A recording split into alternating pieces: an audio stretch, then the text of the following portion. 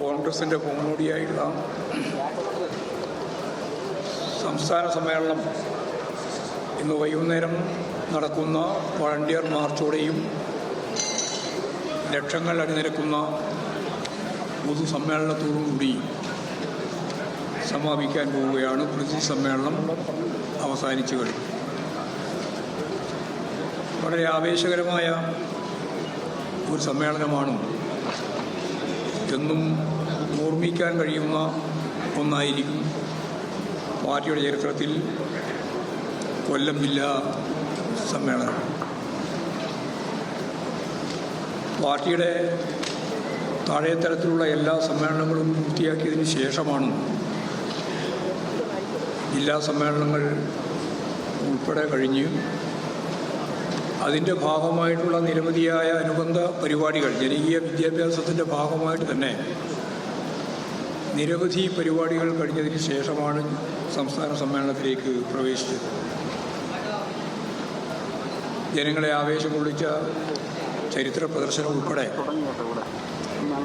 ഏതാണ്ട് 100ഓളം പരിപാടികൾ, അനുബന്ധ പരിപാടികൾ എന്ന രീതിയിൽ ഈ സമ്മേളനത്തിൻ്റെ ഭാഗമായിട്ട് പ്ലാൻ ചെയ്തിരുന്നു.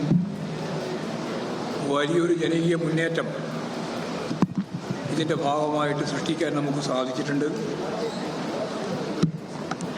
ജനപങ്കാളിത്തം കൊണ്ട് ശ്രദ്ധേയമായിരുന്നു എല്ലാ പരിപാടികളും. പാർട്ടി സംഘടനയാണ് കരുത്ത് എന്നതിൻ്റെ ഏറ്റവും അടിസ്ഥാനപരമായിട്ടുള്ള ഒരു കാര്യം സമ്മേളനത്തിൻ്റെ ഭാഗമായിട്ടുണ്ടായി. പാർട്ടി മെമ്പർമാരുടെ കുടുംബങ്ങൾ, പാർട്ടി മെമ്പർമാരുടെ വീടുകളിൽ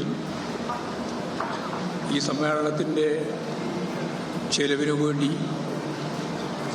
ഓരോ ചെറിയ ബോക്സ്, പണ്ട് നമ്മൾ ഉണ്ടിയ പോലെ ഓരോ സാധനം എല്ലാ പാർട്ടി മെമ്പർമാരുടെയും വീടുകളിൽ വെച്ചിരുന്നു. അത് മുഴുവൻ ശേഖരിച്ചപ്പോൾ ഇപ്പോഴേറ്റവും അവസാനത്തെ കണക്ക് പരിശോധിച്ചപ്പോൾ സുദേവൻ പറഞ്ഞത് 2.5 കോടി രൂപ ഈ പാർട്ടി മെമ്പർമാരുടെ കുടുംബങ്ങളിൽ നിന്നാണ് ശേഖരിക്കാൻ സാധിച്ചത്. അതൊരു വലിയ പാർട്ടിയുടെ ഭാഗമായിട്ട് വന്ന കുടുംബാംഗങ്ങളുടെ പിന്തുണയാണ് കൃത്യമായിട്ട് പ്രതിഫലിപ്പിക്കുന്നത്. അതേപോലെ ഈ സമ്മേളനം ആരംഭിച്ചതിന് ശേഷം ഇങ്ങോട്ടേക്ക് ഒഴുകി വന്നുകൊണ്ടിരിക്കുന്ന ജനസമുദ്രമാണ് നമുക്ക് കാണാൻ സാധിക്കുന്നത്. ഓരോ ദിവസവും വളരെ ആവേശത്തിലാണ് ജനങ്ങളുള്ളത്. പാർട്ടിയുടെ ചരിത്രത്തിലെ സുപ്രധാനമായ ഒരു നാഴികക്കല്ലായി ഈ സമ്മേളനം മാറിയിരിക്കുന്നു. വിഭാഗീയമായ എല്ലാ പ്രശ്നങ്ങളും പൂർണ്ണമായി അവസാനിപ്പിച്ച് ഒറ്റക്കെട്ടായി പുതിയ വെല്ലുവിളികളെ നേരിടുന്നതിന് പാർട്ടിയെ സജ്ജമാക്കുക എന്ന ചുമതലയാണ് ഈ സമ്മേളനത്തിലൂടെ പാർട്ടി പ്രഖ്യാപിച്ചിട്ടുള്ളത്. പുതിയ കാലഘട്ടത്തിലെ വെല്ലുവിളികളെയും തീർച്ചയായിട്ടും ഇവിടെ രൂപപ്പെട്ടു വരുന്ന കമ്മ്യൂണിസ്റ്റ് മാനിഫെസ്റ്റോവിൻ്റെ ഭാഗമായിട്ട് മാർക്സും എംഗൽസും ചൂണ്ടിക്കാണിച്ച എല്ലാ പിന്തിരിപ്പന്മാരുടെയും ഒരു മുന്നണി കേരളത്തിലെ ഇടതുപക്ഷ ജനാധിപത്യ മുന്നണിക്കും പാർട്ടിക്കുമെതിരായിട്ട് രൂപപ്പെട്ടു വരികയാണ്. ഭൂരിപക്ഷ വർഗീയതയും ന്യൂനപക്ഷ വർഗീയതയും എല്ലാം അതിൽ ചേർന്ന് അവരുടെ എല്ലാം പൊതുശത്രു CPIM ആണ് എന്ന് പ്രഖ്യാപിച്ച് നടന്നു വരുന്ന ഈ പ്രചരണ കോലാഹലങ്ങളെയാകെ നമുക്ക് നേരിടേണ്ടതുണ്ട്. അതിന് ജനങ്ങളുടെ പിന്തുണയോടുകൂടി 2ാം ടേം അധികാരത്തിൽ വന്നതുപോലെ 2026 മെയ്യിൽ നടക്കാൻ പോകുന്ന അസംബ്ലി തെരഞ്ഞെടുപ്പിൻ്റെ ഭാഗമായും അതിനു മുമ്പ് നടക്കുന്ന തദ്ദേശ സ്വയംഭരണ സ്ഥാപനങ്ങളിലേക്കുള്ള തെരഞ്ഞെടുപ്പിൻ്റെ ഭാഗമായും നമുക്ക് വൻ മുന്നേറ്റം സൃഷ്ടിക്കാനാവണം. എല്ലാ പ്രതികൂല സാഹചര്യങ്ങളെയും നമുക്ക് അഭിമുഖീകരിച്ച് മുന്നോട്ടേക്ക് പോകാനാവണം. അതിന് സാധിക്കത്തക്ക രീതിയിലുള്ള സംഘടനാപരമായ കരുത്ത് നമുക്ക് നേടിയെടുക്കാൻ കഴിയും.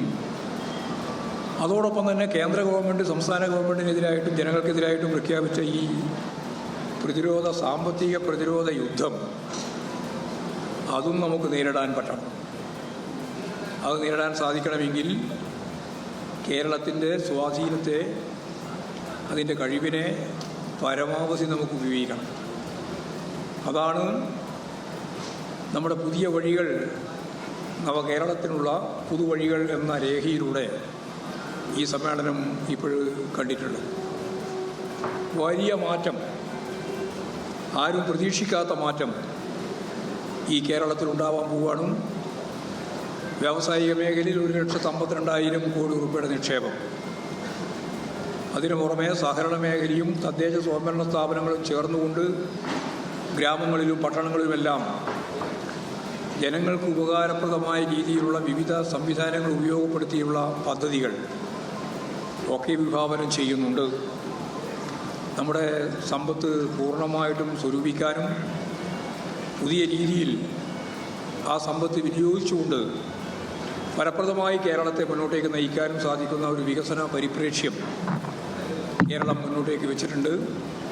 അതിനടിസ്ഥാനപ്പെടുത്തിയിട്ട് എല്ലാവരുമായി ചർച്ച ചെയ്ത് എല്ലാവരുടെയും കൃത്യമായിട്ടുള്ള നിർദ്ദേശങ്ങളും അവരുടെ അഭിപ്രായങ്ങളുമെല്ലാം മുഖവിലക്കെടുത്തുകൊണ്ട് മുൻവിധിയില്ലാതെ ഈ കേരളത്തിലെ മുഴുവൻ ജനങ്ങളുടെയും ജീവിതം മെച്ചപ്പെടുത്തുന്നതിന് വേണ്ടിയുള്ള ബോധപൂർവമായ ഒരു ഇടപെടലാണ് നടത്താൻ ഉദ്ദേശിക്കുന്നത്.